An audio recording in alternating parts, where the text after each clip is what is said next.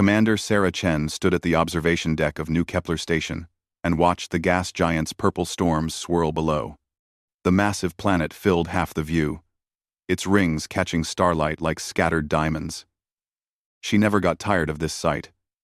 Even after 3 years stationed here, New Kepler was humanity's newest research outpost, built to study the strange energy readings coming from the gas giant. 200 people lived and worked on the station, floating in orbit around the massive world. Scientists ran experiments on exotic matter. Engineers tested new, faster-than-light communication systems. Everyone was excited about their work. Sarah walked through the main corridor, nodding to the crew members she passed. Dr. Martinez waved from the physics lab, where he was studying quantum particles. Engineer Thompson looked up from a broken gravity generator and gave her a thumbs up. The station felt like a small town in space, where everyone knew each other. The station had light defenses, just enough to stop pirates or asteroids. A few plasma cannons and energy shields protected them. Nobody expected trouble out here. They were scientists, not soldiers. Their mission was peaceful exploration of the galaxy. In the communications center, Lieutenant Kim was monitoring deep space signals. She turned when Sarah entered the room. "Any word from Earth?" Sarah asked.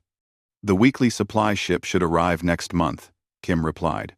"And headquarters wants our monthly research report by Friday." Sarah smiled. Life on New Kepler moved at a steady pace. Wake up, do research, eat meals with friends, sleep, repeat. It was exactly the kind of quiet work that pushed humanity forward among the stars. But they were not alone in this part of space. Far away, in a different star system, Admiral Vex Tar of the Zephyrian hegemony read intelligence reports about human activities. The Zephyrians ruled 12 star systems with an iron fist. Their ships were fast and heavily armed. Their weapons could destroy entire planets. The Zephyrians believed they were superior to all other species in the galaxy. They had conquered dozens of worlds and enslaved millions of aliens. When they looked at humanity, they saw weak creatures who had spread too far, too fast. "These humans are like insects," Vextar told his officers during a meeting on his flagship. "They build their little stations in our territory and think they are safe." The Admiral studied holographic images of New Kepler Station. His intelligence officers had been watching the humans for months. The station looked peaceful, almost defenseless. Perfect for a demonstration. "Sir, our scans show they are conducting some kind of research," said Captain Thule. "Should we investigate what they are doing?" Vextar waved his hand dismissively. "It does not matter. These humans need to learn their place. We will destroy this station as a warning to their kind." The Zephyrian military had been looking for an excuse to test their new dreadnought warships. These massive vessels were 3 kilometers long and packed with the most advanced weapons in the galaxy.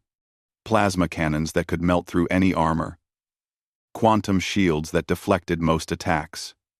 Fighter squadrons that could hunt down fleeing enemies. "Prepare the fleet," Vextar ordered. "We will make an example of this human outpost. Other species will see what happens when they intrude on Zephyrian space." Back on New Kepler Station, Sarah finished her daily inspection and returned to her quarters. She video called her sister on Earth, like she did every week. They talked about family news and Earth politics. Her sister's children had started school. Her parents were planning to retire soon. "When are you coming home for a visit?" her sister asked. "Maybe next year," Sarah said. "We're making real breakthroughs here. The research could change how we travel between stars." After ending the call, Sarah looked out her window at the gas giant again. She felt proud to be part of humanity's expansion into space. Every station, every colony, every research outpost brought them closer to understanding the universe. In the station's main lab, Dr. Martinez was excited about his latest experiment. He had discovered a new type of particle that seemed to bend space around itself. If they could harness this effect, spaceships might travel faster than ever before. "Sarah, you need to see this." he called when she passed by his lab. These readings are incredible. We might be looking at a revolution in space travel. Sarah studied the data on his computer screens. The numbers and graphs meant little to her. But Martinez's enthusiasm was infectious. This was why they were here. To push the boundaries of human knowledge. Neither Sarah nor anyone else on the station knew that 5 Zephyrian dreadnoughts had just entered hyperspace, heading directly for their location. The alien fleet was 3 days away, and closing fast. The humans continued their peaceful work, unaware that their quiet research station had been marked for destruction. They studied their particles and tested their equipment, believing they were safe in the vast emptiness of space. Admiral Vextar sat in his command chair as his fleet traveled through hyperspace. Soon, the humans would learn what happened to species who dared to expand into Zephyrian territory. The attack would be swift and overwhelming. The galaxy would see Zephyrian power and remember to show proper respect. The gas giant continued its eternal dance around its star, its purple storms swirling in patterns that had remained unchanged for millions of years. But change was coming to this quiet corner of space. In 3 days, the peace would be shattered forever. The alarm started screaming at 0600 station time. Sarah Chen jolted awake in her quarters as red lights flashed on every wall. She grabbed her uniform and ran toward the command center, her heart pounding. "Report!" she shouted as she burst through the doors. Lieutenant Kim's face was pale as she stared at her sensors. 5 massive ships just dropped out of hyperspace, Commander. They're bigger than anything in our database. Sarah looked at the main screen and felt her blood turn cold. 5 enormous vessels hung in space like metal mountains. Each one was at least 3 kilometers long, covered in weapon ports, and glowing with alien energy. She had never seen ships like these before. "Are they responding to our hails?" she asked.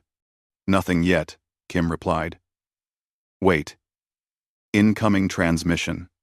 The screen flickered and showed an alien face. The creature had gray skin, 4 eyes, and a mouth full of sharp teeth. When it spoke, the universal translator made its voice sound harsh and commanding. "Human insects," the alien said. "I am Admiral Vextar of the Zephyrian hegemony. You have 30 minutes to evacuate your station before we destroy it." Sarah stepped forward, trying to keep her voice steady. "This is Commander Chen of New Kepler Station. We are a peaceful research facility. We have done nothing to threaten your people." Vextar's 4 eyes narrowed. "You exist in space that belongs to the hegemony. That is threat enough. You have 25 minutes remaining. 9. 9. 9. "Please," Sarah said. "We have 200 civilians here. Scientists, engineers, families. Give us time to evacuate everyone safely." The Admiral's laugh was like grinding metal. "Your weakness disgusts me. You beg like the inferior species you are. I change my mind.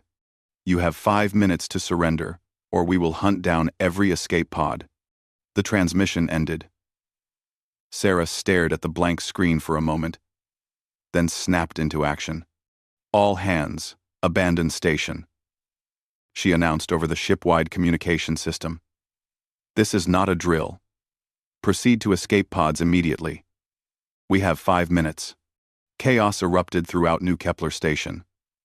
People ran through corridors carrying emergency supplies. Parents grabbed their children.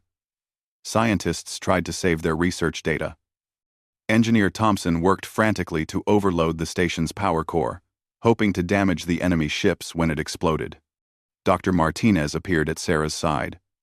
"The communication array," he said. "We need to send a message to Earth." "Do it," Sarah ordered. "Tell them what happened here." Martinez's fingers flew over his console as he composed an emergency transmission. The message was simple but urgent. "New Kepler under attack by aliens called Zephyrians. 200 souls aboard. They showed no mercy. Warn Earth. Remember us." The first escape pods launched just as the 5 minutes expired. Sarah watched from the command center as dozens of small ships shot away from the station like fleeing birds. Each pod could hold 10 people, and they scattered in different directions, hoping to confuse the attackers. Admiral Vextar watched the escaping humans with contempt. These creatures were even weaker than his intelligence reports suggested. They ran instead of fighting. They begged instead of showing pride. They deserved what was about to happen. "Open fire," he commanded. The Zephyrian dreadnoughts erupted with energy. Plasma cannons, each one the size of a building, sent streams of superheated matter toward New Kepler Station. The human shields held for 30 seconds before shattering like glass. Then the real destruction began.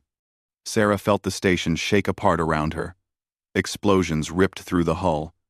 The artificial gravity failed, sending debris floating through the corridors. Emergency lights flickered and died. She grabbed her emergency suit and sealed the helmet, just as the atmosphere began venting into space. "All remaining personnel to the escape pods," she ordered. But her words were lost in the noise of destruction. The station's frame twisted and broke under the alien bombardment. Entire sections separated and tumbled away into the void. Sarah made it to escape pod bay 7, just as the corridor behind her collapsed. Only 3 people were left in the bay: herself, Dr. Martinez, and Engineer Thompson. They climbed into the last functional pod and launched just as that section of the station exploded. But Admiral Vextar was not finished. He had promised to hunt down the fleeing pods, and Zephyrians always kept their promises. "Launch fighters," he ordered. "Destroy every escape pod. Leave no survivors." Zephyrian fighter craft swarmed from the dreadnoughts like angry wasps. They were fast and deadly, armed with plasma cannons designed to punch through starship armor. The human escape pods had no weapons and only basic shielding. They were helpless prey. Sarah watched in horror from her pod's small window as the fighters began their hunt. Pod after pod exploded in brilliant flashes of light. Each explosion meant 10 human lives snuffed out in an instant. Her friends, her crew, her people, all murdered by aliens who saw them as nothing more than insects to be crushed. "They're coming for us," Martinez whispered. A Zephyrian fighter had spotted their pod and was moving to intercept. Its plasma cannon began charging, glowing with deadly energy. Thompson worked desperately at the pod's limited controls, trying to hide them in the gas giant's asteroid ring. The fighter fired. Thompson threw their pod into a spinning dive toward a large asteroid, just as the plasma bolt shot past them. They crashed into the asteroid's surface and bounced off. Their pod's hull cracked but intact. The fighter lost sight of them in the asteroid field and moved on to hunt easier prey. For the next hour, Sarah and her 2 companions watched the systematic execution of their friends and colleagues. The Zephyrian fighters were thorough and merciless. They checked every piece of debris, hunted down every heat signature, and destroyed every escape pod they could find. When it was over, space around the gas giant was filled with wreckage and bodies. New Kepler Station was gone, reduced to scattered metal and burning fragments. Of the 200 humans who had lived and worked there, only 3 survived, hidden in the shadow of an asteroid. Admiral Vextar recorded a message to be broadcast throughout local space.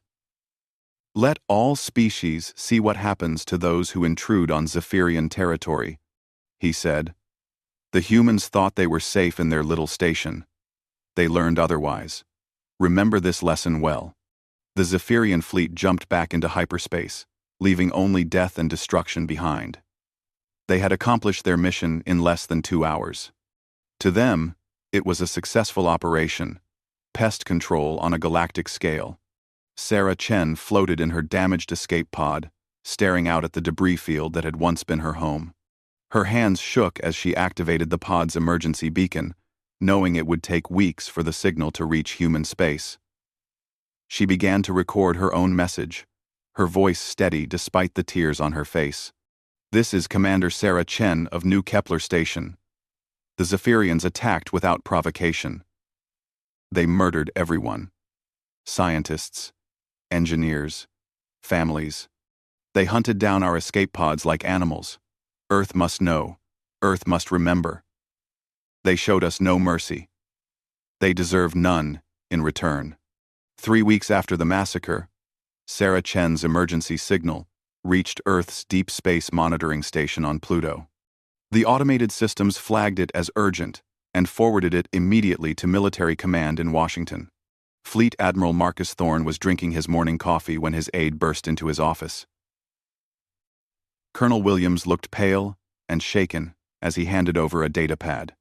"Sir, you need to see this immediately," Williams said. "It's from New Kepler Station." Thorne had been expecting routine reports from the research outpost. Instead, he found himself watching Commander Chen's final message from her damaged escape pod. The recording was clear and devastating. 200 human civilians murdered in cold blood. Escape pods hunted down like prey. An entire station wiped out for no reason except alien arrogance. The Admiral's weathered face showed no emotion as he watched the footage. But Williams noticed his hands gripping the data pad so hard the metal frame began to bend. "Get me President Morrison," Thorne said quietly. "And activate security protocol. 7. I want every member of the Joint Chiefs in the Situation Room within the hour." "Sir, should I alert the media?" "Not yet, but prepare full disclosure packages. The American people will know what happened to their sons and daughters out there." Within hours, the footage reached every major government on Earth. The president watched it 3 times before speaking to his advisors. The Russian premier called an emergency session of parliament. The Chinese leadership met in closed session for 6 straight hours. Even nations that rarely agreed on anything reached the same conclusion. This could not stand. The news broke on every channel simultaneously. Major networks showed edited versions of the attack, removing the most graphic moments, but keeping the impact clear. Humanity watched in stunned silence as the Zephyrians systematically murdered their people in space. The reaction was immediate and unprecedented. Peace protesters who had demanded cuts to military spending suddenly disappeared from the streets. Instead, recruitment centers across every human colony found themselves swamped with volunteers. Lines stretched around city blocks as people waited to enlist. Age limits were quietly raised, as even grandparents demanded the right to serve. Congress held an emergency session that lasted 14 hours. The vote for unlimited military spending was unanimous, 535 to 0. Not a single representative voted against preparing for war. The defense budget tripled overnight, then tripled again the next day. President Morrison addressed the nation from the Oval Office. His speech lasted exactly 1 minute. "My fellow humans," he said, looking directly into the camera.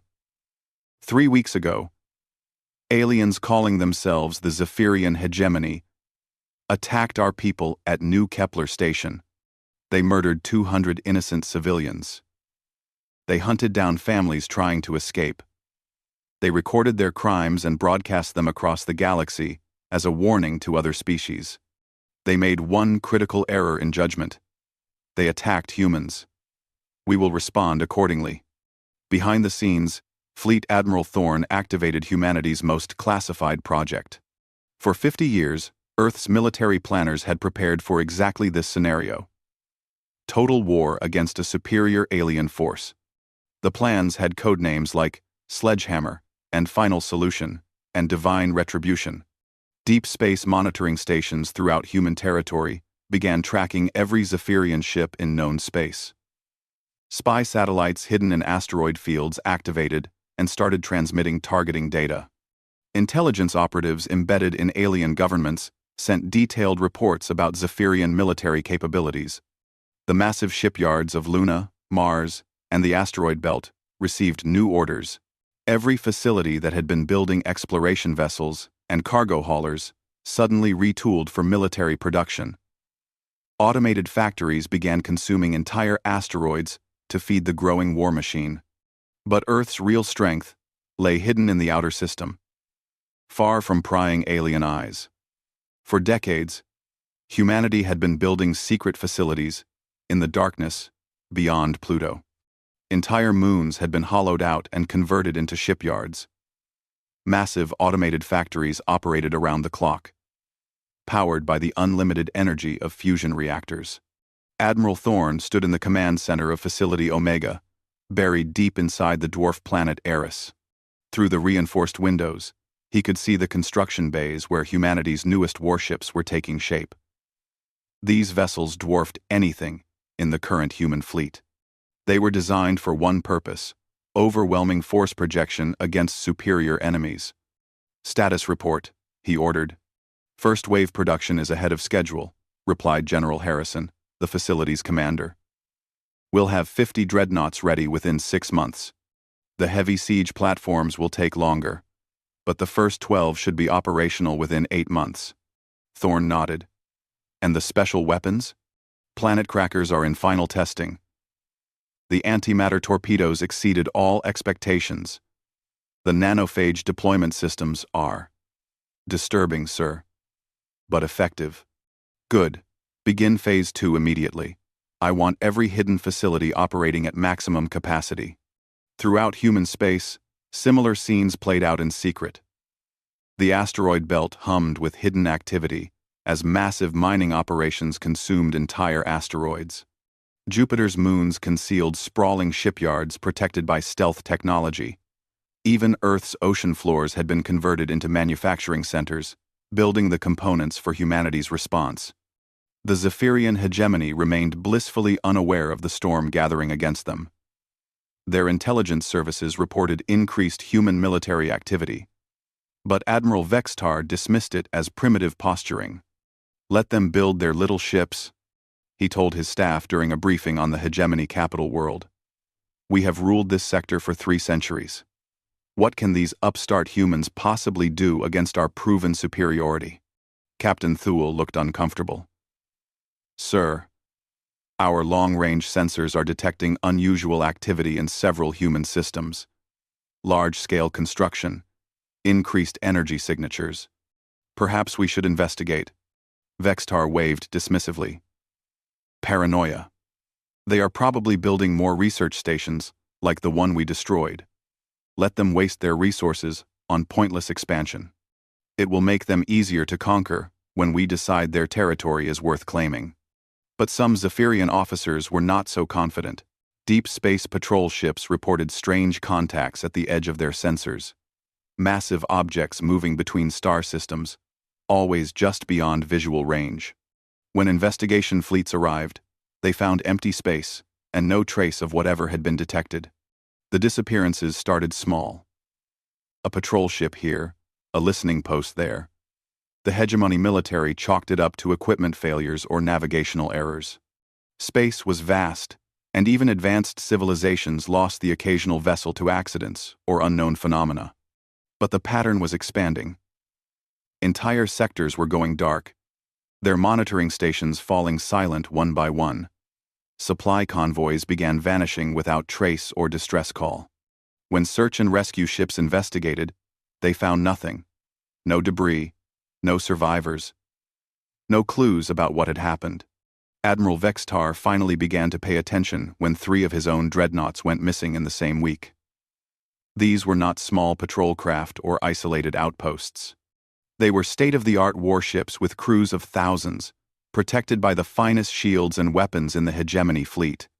"Where are my ships?" he demanded during an emergency staff meeting. "Unknown, sir," replied his intelligence chief. They were conducting routine patrols in sectors 7, 12, and 18. All 3 fleets stopped reporting within a 4-day period. No distress signals were received. "Send investigation fleets to all 3 locations. I want answers." The investigation fleets found empty space where 3 dreadnoughts and their escorts should have been. Long-range sensors detected traces of exotic radiation and gravitational distortions, but no physical evidence of what had destroyed the hegemony ships. For the first time in his career, Admiral Vextar felt a chill of uncertainty.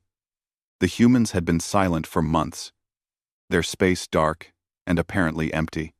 But something was moving in the shadows between stars, something that could make entire fleets disappear without a trace. On Earth, Fleet Admiral Thorne reviewed the latest intelligence reports with satisfaction. Phase 1 was proceeding exactly as planned. The enemy was beginning to understand that they were no longer the hunters in this conflict. They had become the prey, and their predator was closing in for the kill. 6 months had passed since New Kepler Station burned, and the Zephyrian hegemony was beginning to understand fear.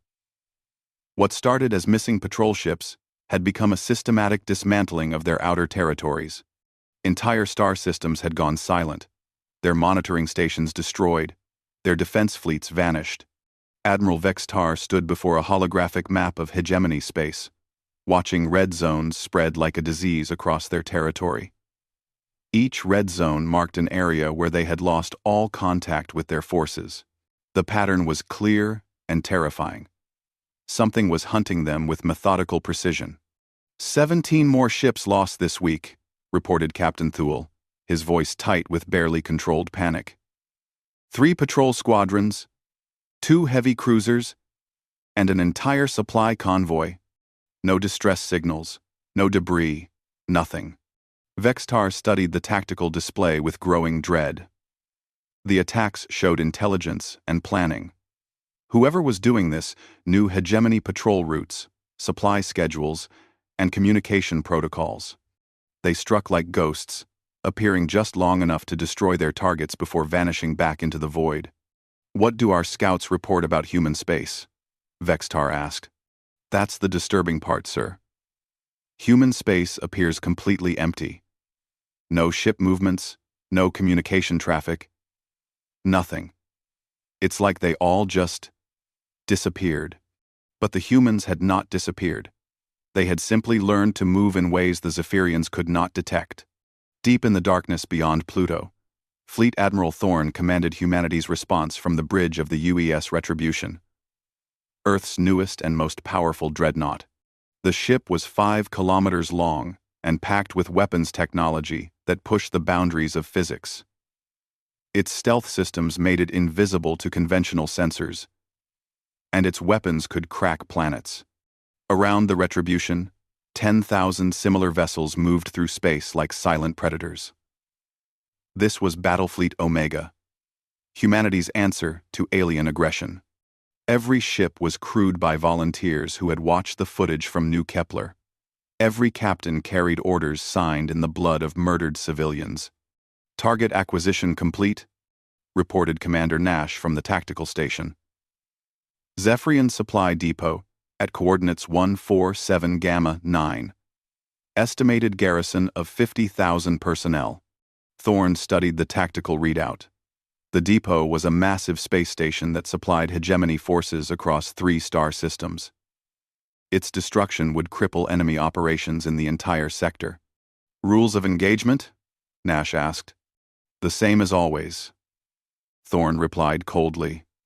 "No survivors, no mercy, no quarter." They showed none to our people. The human attack was swift and overwhelming. Stealth destroyers appeared throughout the depot's defensive grid, their weapons already charging. The Zephyrian defenders had seconds to realize they were under attack before antimatter torpedoes began detonating.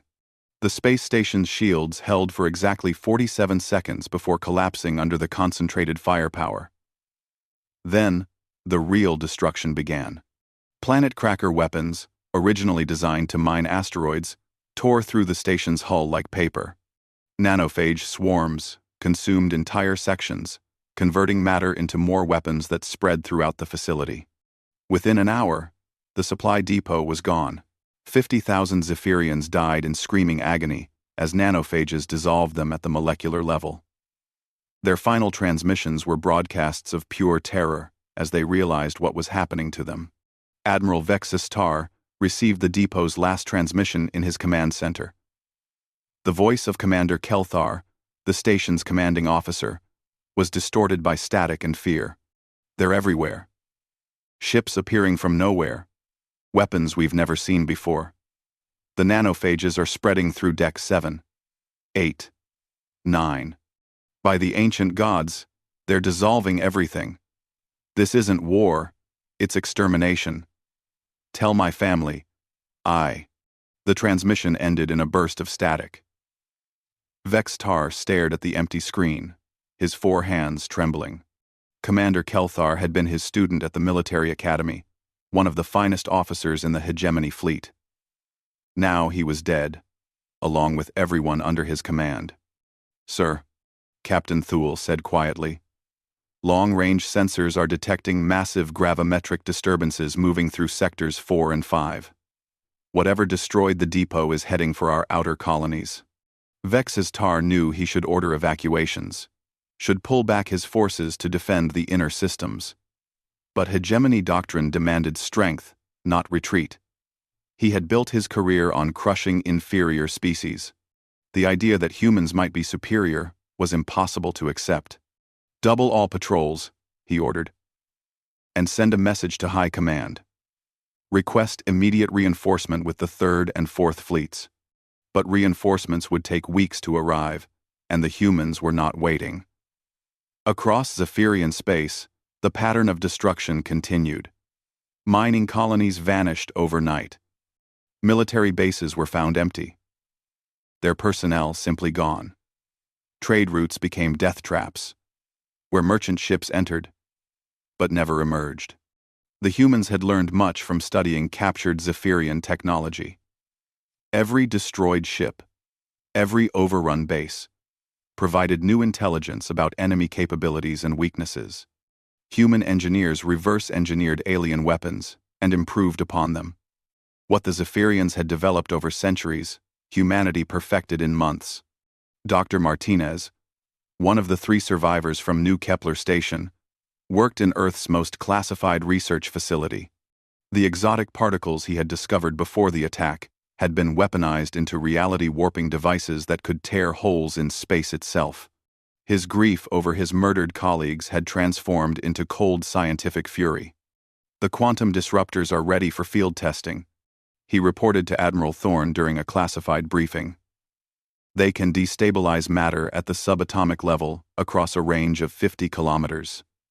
Anything caught in the field will simply cease to exist." "Deployment schedule?" Thorne asked. "The first batch is being installed on your heavy siege platforms now. Admiral, when you use these weapons, there won't be anything left to bury." Thorne nodded grimly. "Good. That's exactly what we want." The Zephyrians had no idea that their casual massacre of civilians had awakened something far worse than a military response. They had triggered humanity's transformation from peaceful explorers into something that would haunt alien nightmares for generations. Engineer Thompson, another New Kepler survivor, had designed the stealth systems that made human ships invisible. His modifications to standard cloaking technology were revolutionary, bending light and sensor waves around entire fleets. The Zephyrians were fighting an enemy they could not see, track, or predict. "How many hegemony ships have we destroyed so far?" Thompson asked during a briefing on Luna Base. 837 confirmed kills, replied the intelligence officer. "No human losses. Our stealth technology is performing beyond all expectations." "And civilian casualties?" The room fell silent. Everyone knew that human attacks deliberately targeted military installations while avoiding civilian areas. But the Zephyrians had shown no such restraint at New Kepler.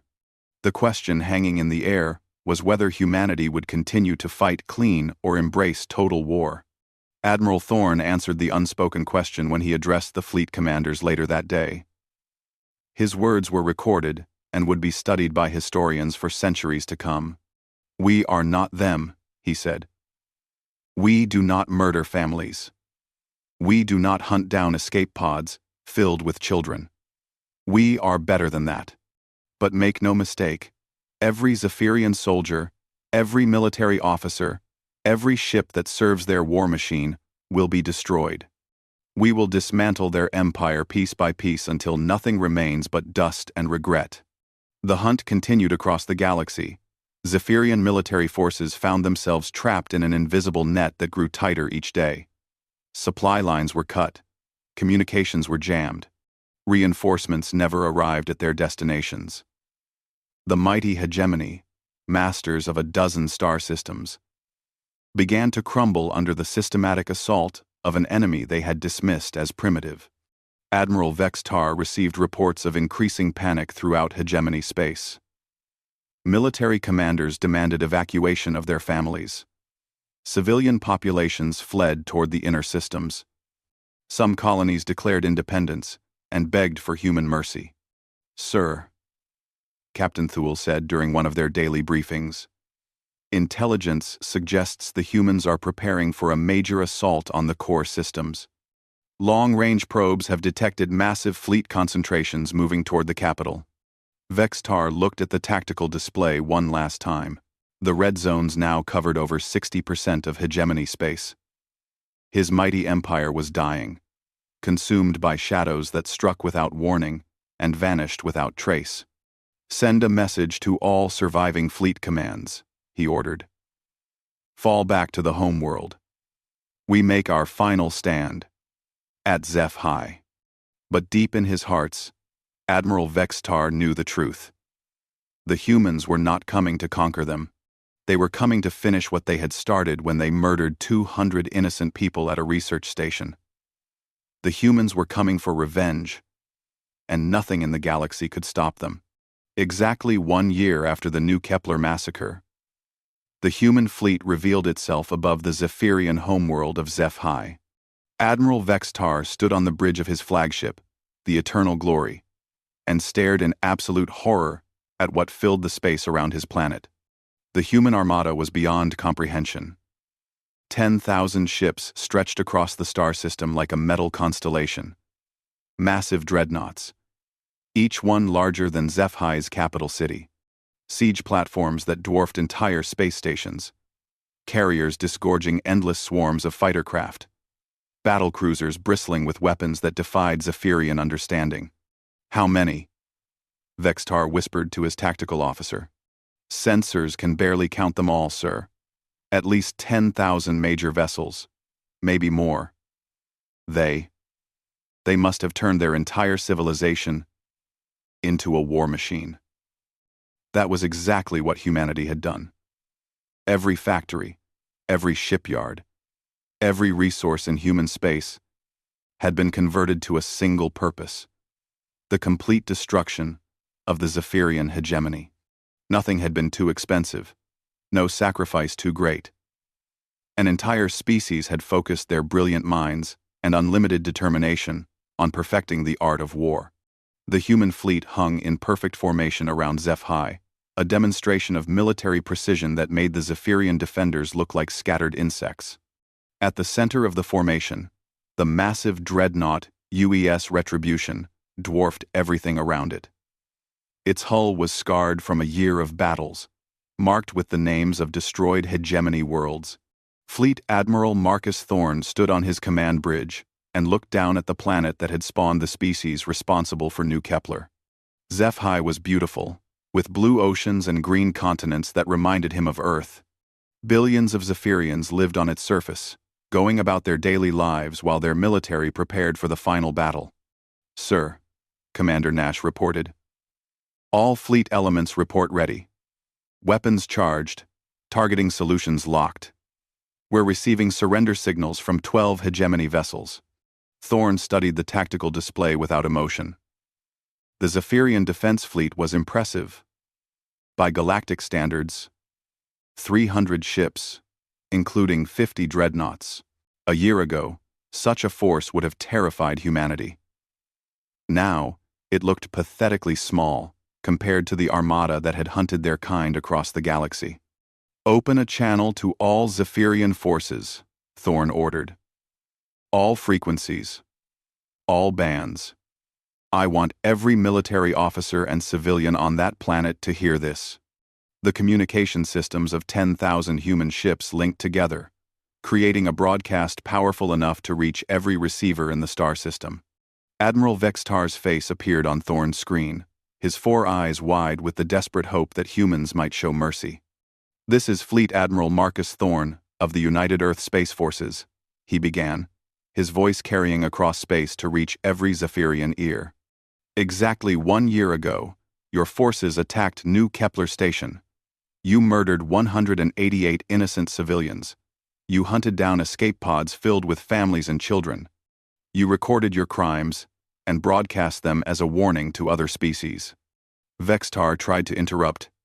"Admiral Thorne, You will not speak," Thorne continued coldly. "You had your chance to show humanity your nature. Today, you learn ours. For New Kepler. For the 188 innocent souls you slaughtered while they begged for mercy. For every human child who watched the footage of your glorious victory and wept with fear. This ends now." The transmission shifted to show images from the New Kepler attack. Every Zephyrian in the system watched as their military systematically executed helpless escape pods. They saw the faces of human families in their final moments. They heard the laughter of hegemony officers as they hunted down fleeing civilians. "You wanted the galaxy to know your power," Thorne said. "Today, the galaxy learns ours. You showed no mercy to our people. You will receive none in return." Admiral Vextar activated his own transmitter, his voice breaking with desperation. "Admiral Thorne, please. I was following orders. The attack was authorized by High Command." Many of us questioned. Commander Chen of New Kepler Station also followed orders. Thorne interrupted. Her orders were to conduct peaceful research and protect her crew. She died trying to save them. Your orders were to commit genocide. You succeeded. Now face the consequences. The human fleet began its bombardment without another word. The attack was methodical, overwhelming, and merciless. Weapons that had been perfected during a year of hunting Zephyrian forces unleashed their fury on the homeworld below.